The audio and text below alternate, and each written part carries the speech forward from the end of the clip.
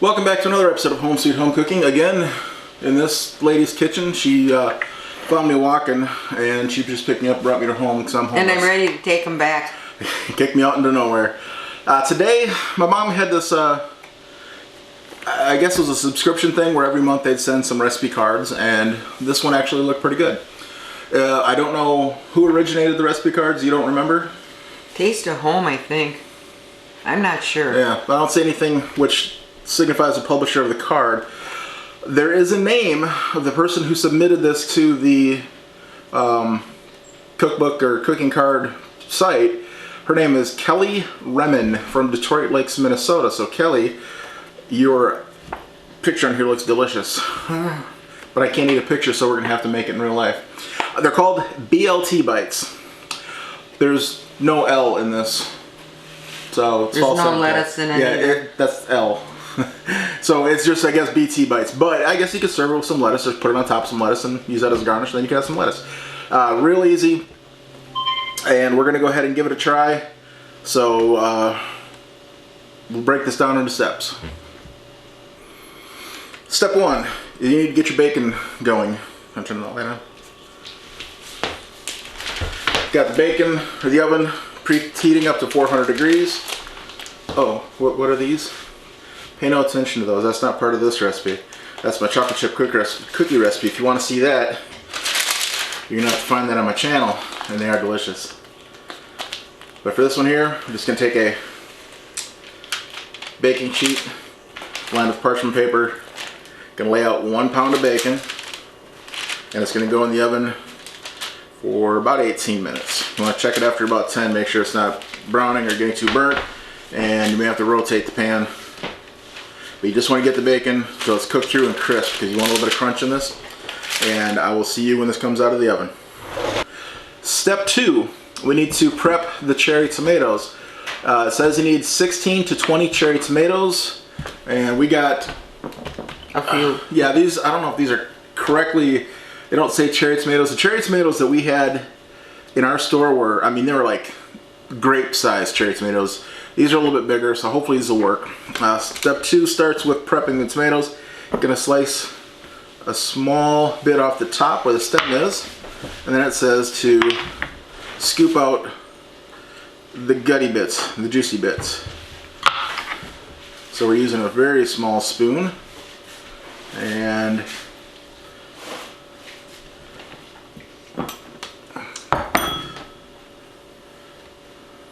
you want to get some of the juice out of there and most of the seeds and the pulp, and end yourself with a hollow cavity like that, and set them on a piece of paper towel to dry. Oh, you're just going to cut and let me scoop? Thanks. Well, for now. You got the bowl, you're hogging it. Suey! My name's not Sue. If my name is Sue, your name is Dinah. Is that something with cooking in the kitchen with Dinah? Something like that. Something like that. I don't know. That's old school. That's old timey. As I figured you might know. Alright, so we're going to go ahead and get these knocked out. I have the knife. And we'll come back to step 3. Step 3 is going to be assembling the ingredients that you have, the rest of the ingredients. We have 1/2 cup mayonnaise or salad dressing. We're going to use Miracle Whip. Because it don't mean a thing if it ain't got that zing. Do up, do up, do up, do up. Old Miracle Whip commercial. Alright, you go ahead and do that so I can start chopping the bacon. Our tomatoes are prepped. They're still upside down on paper towel, getting it last a little bit drained. Our bacon is out of the oven. There's going to be some crisp spots, some not so crisp, which is fine. So what do we have there? It's 1/2 cup mayonnaise or salad dressing. 1/3 cup chopped green onion. 3 tablespoons of grated Parmesan cheese. We've got the coarse grated that comes in a bag, not the shake stuff, just because I like this a little bit better. And 2 tablespoons of Parsley. 3 tablespoons. Let me double check. 2 tablespoons of snipped fresh parsley. And got that. I'm gonna go ahead and chop up this bacon. And this, this smells delicious in this house. Bacon always smells good. It does. Unless you're a vegan true. I'm not saying I don't eat vegan meals, but, you know. Here's one thing I don't understand about vegans. If we have a vegan coming over for dinner, we would try to give them a vegan option for dinner, right? Wouldn't you? Sure. But if you ever go to a vegan's house for dinner, do they ever offer you to cook some meat for you? No. No, they don't. That's not right. Wrong. Yeah, that's wrong. That's just the only word for it. What's the word I'm actually looking for? It's not two-faced. There's a specific word for it. Hypocritical. I have to provide them a meal when I come over for when they come to my house, but they don't have to provide a meal for me when I go to their house. And oh yeah, well you can eat my vegan meal. Well, guess what? You can eat my meal with meat in it too. Nothing is gonna stop you, except your own choice. So if you're a vegan and you invite me over for dinner and I say no thanks, I want a ribeye. Yeah, let me order a pizza, or I'll stop by and bring me a hamburger. Don't be offended.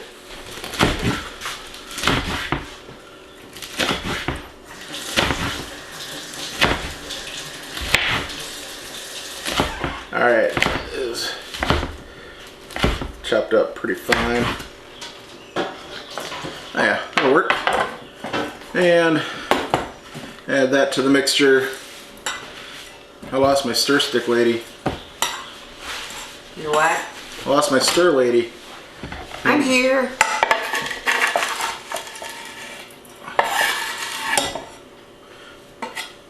Alrighty.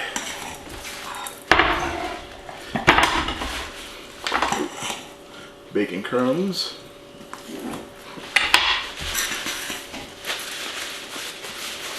Okay.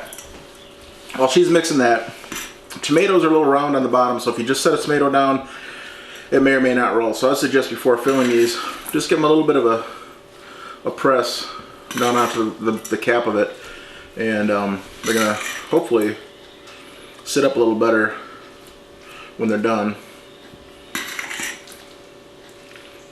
instead of just tending to roll over. So I think there's gonna be a little key trick to these.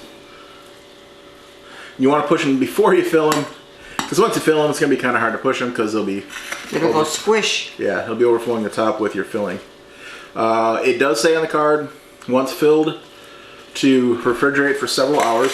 I think this would be great for if you have a summer cookout and you got people coming over. This would be a fantastic hors d'oeuvre. They only make 16 to 20, so you're only figure as an hors d'oeuvre, not as a side, unless you make a double batch. Well, it'll be a nice color on a table. Yeah. All right, I didn't season this or anything salt and pepper. The recipe doesn't call for any. But of course, everything that you make, you season to your own taste.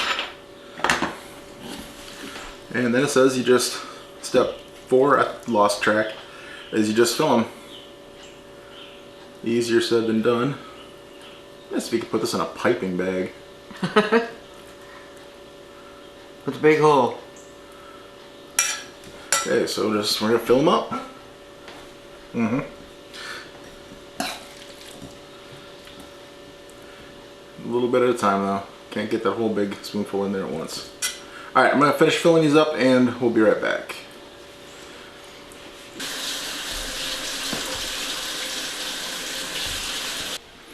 Step 7, 8, 9, 10. Last.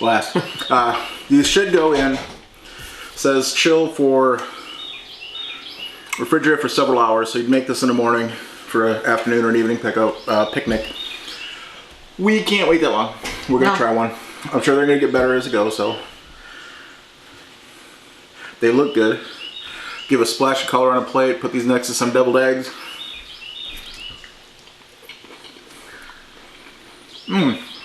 Good. Fantastic. It does taste a lot like a BLT. Yeah. That is really good. I like that. Thumbs up to Kelly Remen from Detroit Lakes, Minnesota. That is a great recipe. We will go ahead and throw these in the fridge, let these cool off. I have a couple of these with, I don't even know what you guys are having for dinner tonight. I don't either. Maybe some BLT bites. You can make a meal out of that. Just I mean, we used to just take tomatoes, slice them, and put some salad dressing on them, a little bit of pepper, and eat them just like that on a plate. So this would be fantastic for that. If you have any more recipes like this, that would be summer hors d'oeuvres or hors d'oeuvres for any time of the year, pre-game, Super Bowl hors d'oeuvre kind of things. Especially the colds, it's coming into the summertime right now, so I'm looking for picnic hors d'oeuvres that you can chill, and when you pop in your mouth, it's refreshing on a nice warm spring or summer day. So if you have any more recipes that are like this, share them down below, and I'm gonna give them a try. If you like this video, make sure you give it a thumbs up. I give this recipe a thumbs up. I may have to go watch it once I get it uploaded and give it a couple thumbs up myself, but that's uncouth. You could make this again and I'd eat it. Yeah, I can make it again if she'd eat it. We did have a little bit of filling left. Vinny ate it. Yeah. It would have been great on a bagel or a piece of English muffin or just toast. It would have been great for a topping on that.